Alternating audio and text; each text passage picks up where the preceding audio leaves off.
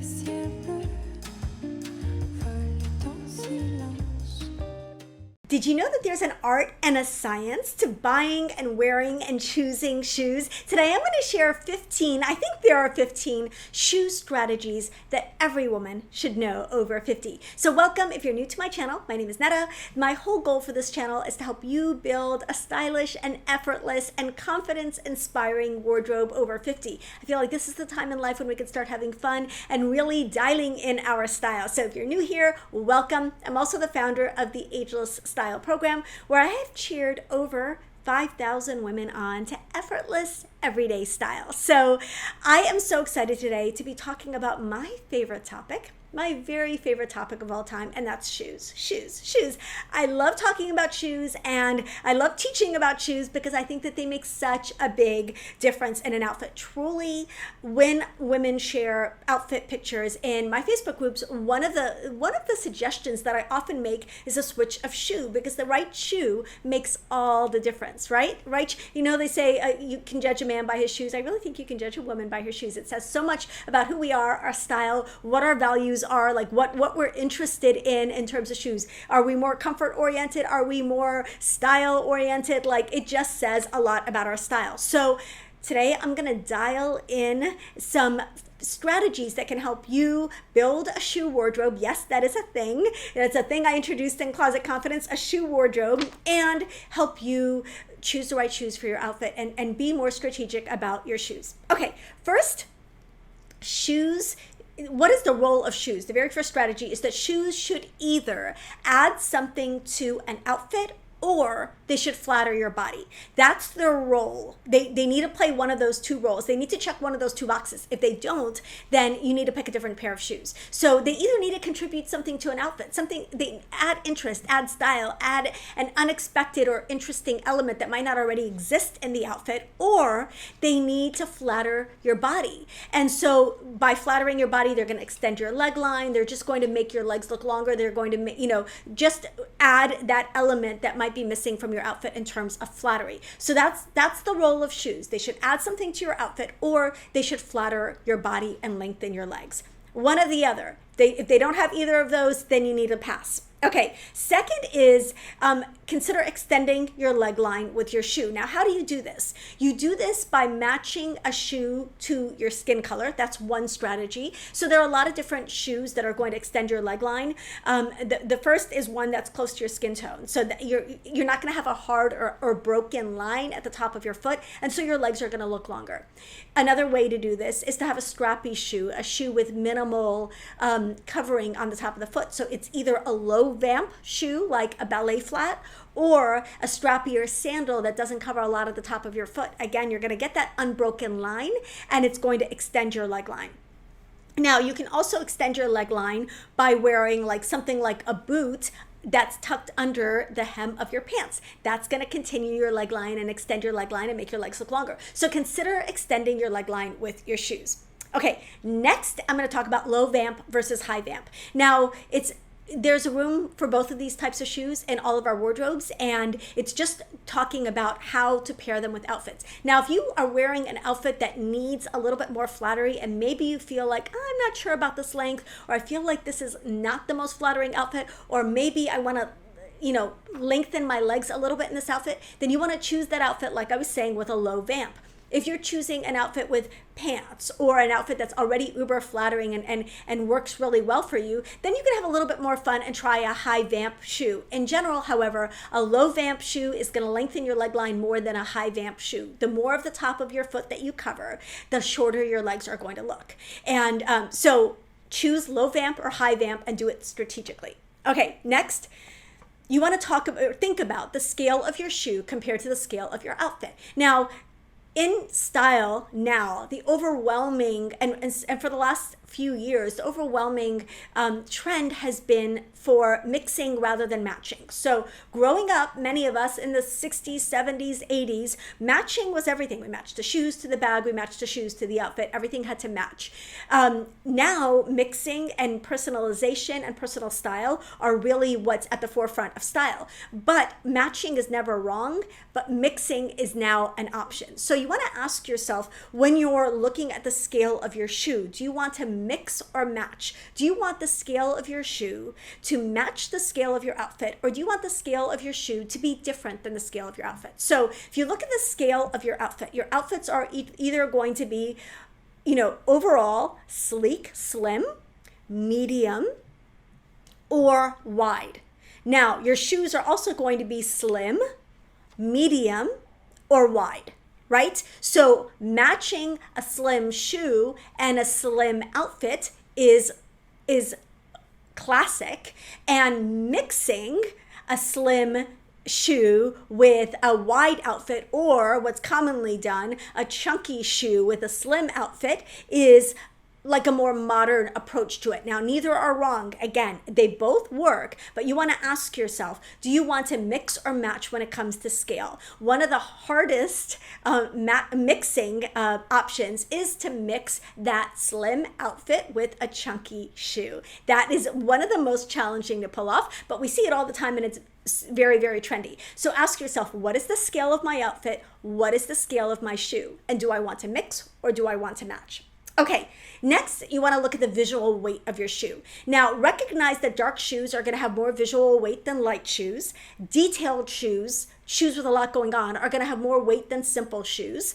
And, basically any kind of chunky shoe is physically and visually going to have more weight than a sleek shoe. So when you're looking at your outfit, scale is important, but also visual weight is important. How much visual weight do you want to put at your feet? So when you've got a really flattering outfit, you can often do a shoe with a little bit of a higher visual weight and get away with it, because the outfit will balance out the visual weight of the shoe. Shoes with a high visual weight, it's a little bit harder for them to be flattering. So pairing a shoe with a high visual weight with a flattering outfit can really be an effective strategy. Now, a shoe with a lower visual weight will go with more outfits and be easier to style. So keep that in mind. Darker, chunkier, and more detailed shoes have higher visual weight than lighter, sleeker, and more simple shoes. Okay, next we're going to talk about checking the color boxes in your wardrobe. Now, how do you know when you've got all the shoes that you need? Well, first of all, the answer is never. You're never going to have all the shoes that you need. But if you want to make sure that you're checking certain boxes in your wardrobe, or if you're looking at a new shoe and you're not sure what color to get that shoe in, may I offer you some suggestions? I have a little checklist, a little mental checklist. You want to cover your neutrals. So, in general, we reach for our light to medium neutrals more in the spring and summer, and our dark neutrals maybe more in the winter. But you want to check the neutrals boxes. So if you're looking at, okay, my summer shoe wardrobe, maybe it's sandals, maybe it's flats, maybe it's loafers, maybe it's sneakers. Whatever those shoes that you're reaching for in the summer, you want to ask yourself, have I checked the color boxes for these shoes? So light, medium, and dark neutral, that's a place to start. You don't have to have all three of those neutral boxes checked, but it gives you something to shoot for, right? And then you want to ask yourself, do I have a metallic shoe? I will say a metallic shoe, especially in spring and summer, is your most neutral of neutrals, almost.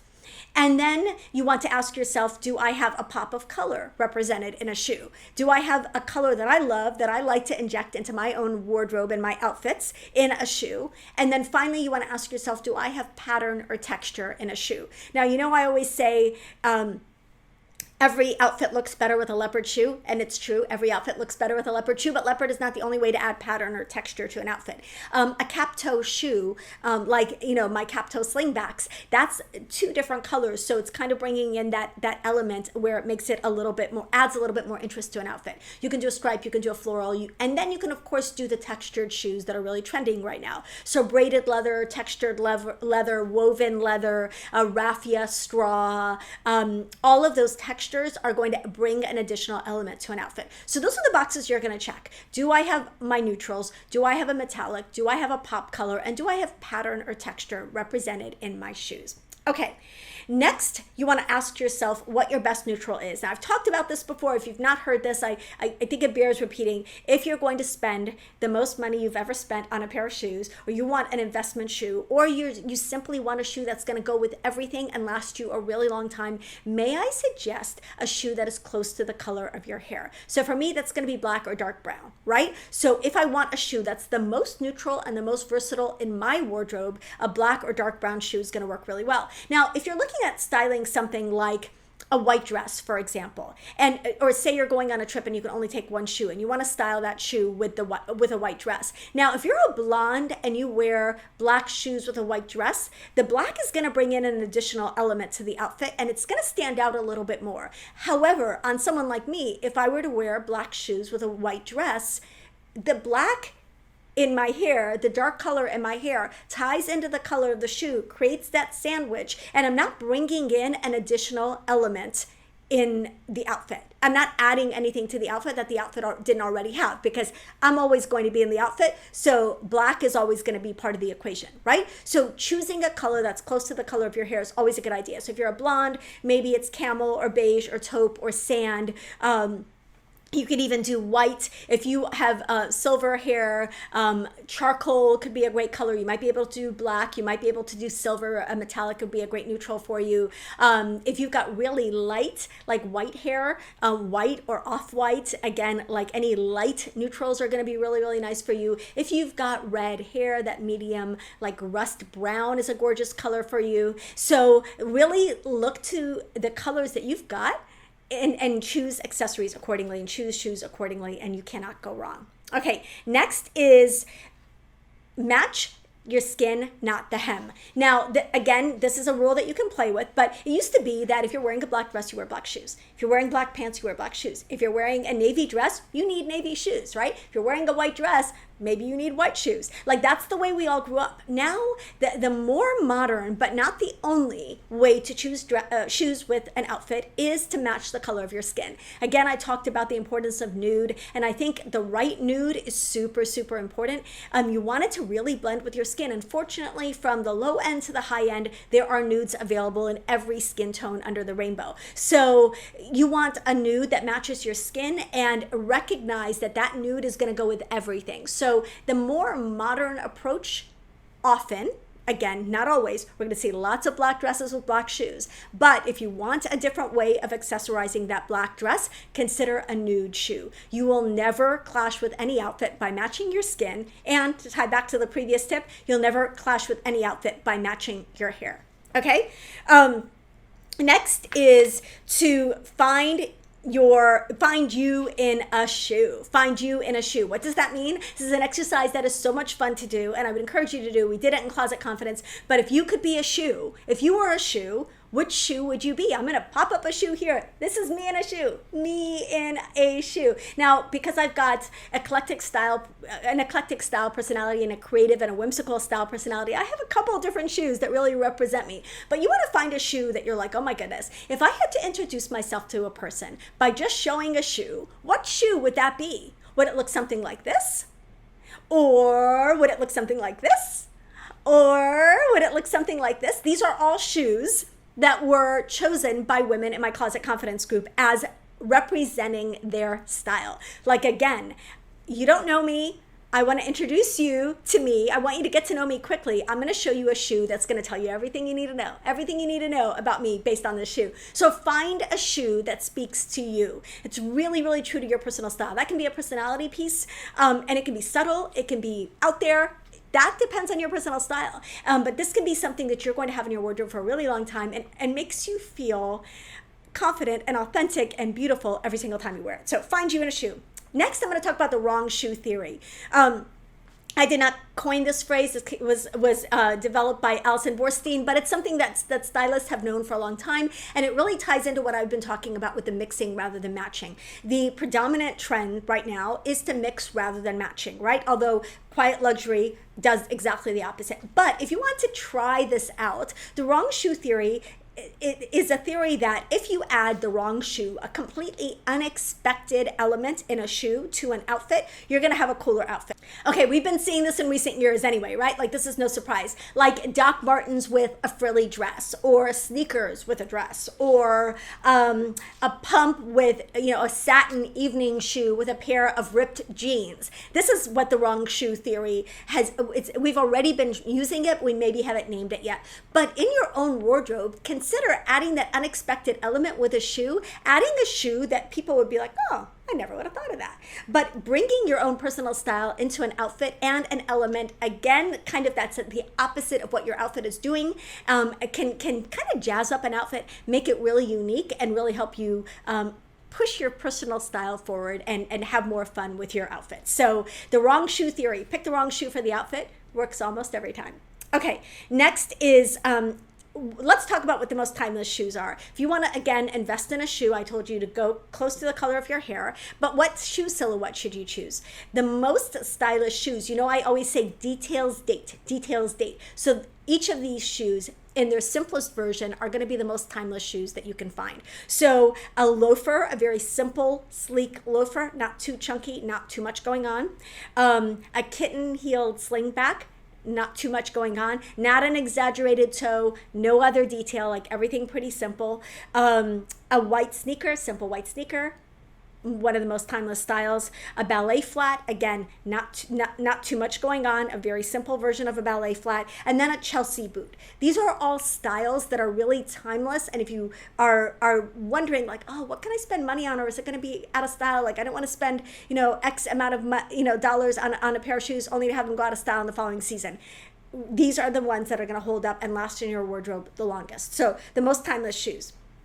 Okay, next I want to talk about the rule of threes. When you go on a trip, consider bringing 3 shoes. And I really hate to limit you. I would never do that. I'm not like a spoil sport. But the rule of threes is the minimum number of shoes that I recommend taking on a trip. You want a walking shoe. Often this will be a sneaker. I think a sneaker makes a great walking shoe. You want a dress shoe, a shoe that you can wear to dinner that looks, a little bit more elevated, whatever that is for you and your trip. And then you want a third shoe that is more versatile, that can be dressed up or down. So for example, you might take a white sneaker, you might take a kitten-heeled slingback, and you might take a ballet flat on your trip. Those are examples of shoes that can really check all the boxes in a travel capsule and get you that versatility that you need, and while still only taking 3 shoes. Okay, next, you want to think about what details you want to choose in a shoe. I've already talked a little bit about this, but the more you show the top of your foot, the closer to your skin tone, the lighter a shoe color, the more it's going to lengthen your legs. So look for details in a shoe that's going to be flattering. An elongated toe is going to be a little more flattering than a rounder or squared off toe. A lighter color is going to be more flattering. So think about the details that you want to choose in a shoe that are going to make the most impact and make your shoes more versatile. Because the harder your shoe is to style, the less likely you are to get a lot of use out of it. Now, next I want to talk about the details to avoid in a shoe. Now, I've talked about this a little bit in the past, but a really clunky, high vamp shoe is going to be one of the harder styles to choose. That said, there are a lot of them out there that are super, super cute. So just know going into it that that's not going to be probably your most versatile or most reached for silhouette, unless you wear a lot of pants, and then it can work really, really well. But another thing to think about is there a thick ankle strap? And is that ankle strap black or dark brown or, whatever, a dark color? Recognize that that's going to shorten your legs. Now, I've talked about the sole of a shoe, a simple, like sleek, single sole, or a wedge, like an espadrille or a platform are all really nice choices. But if you're looking at like a thick rubber sole, like on a comfort sandal, make them white over beige. It's always going to be a little bit more of a flattering look. And finally, another thing to think about is skipping the Velcro details on the tops of shoes when possible, or at least making them so that it's not super, super obvious. Yes, there are trendy sneakers and trendy sandals with Velcro, but it's always going to be a more casual option, so you're never going to have that versatility in your shoe. Okay. Finally, the last tip I want to share is to triple your budget. Now, do not hang up on me when you hear this, but if you're used to not spending a lot of money on your shoes and buying a lot, or even just buying a couple and they fall apart and you're always like, oh, I don't love my shoes that much. Consider if you normally spend $30 or $50 or $70 on a pair of shoes, when you get to the $30 or $50, put that money aside, stick it in a jar, do whatever you need to do with it, but put it aside and wait until you have enough for 3 pairs of regular shoes that you would normally buy. So if normally you spend $50, you're going to spend $150 on a pair of shoes that is close to your hair color and a timeless style that you will wear for a long time. Like up-level the quality of your shoes. Truly, if we're going to budget in our wardrobes, and we all have budgets for our wardrobes, spend less money on clothes and more money on shoes. And consider tripling the amount of money that you spend on your shoes and buying fewer shoes. So rather than those 3 pairs, buy one amazing pair and you will not regret it. Shoes elevate every outfit and can really serve you well if you choose them properly. So I hope that you found this helpful. 15 or so shoe strategies that I think every woman should know over the age of 50. Let me know in the comments which of these hit home the most with you. And if you have any that you want to add to this conversation, love chatting with you guys in the comments. Don't forget to like this video if you liked it and subscribe so that we can keep hanging out. Love you guys. I'll see you in the next video.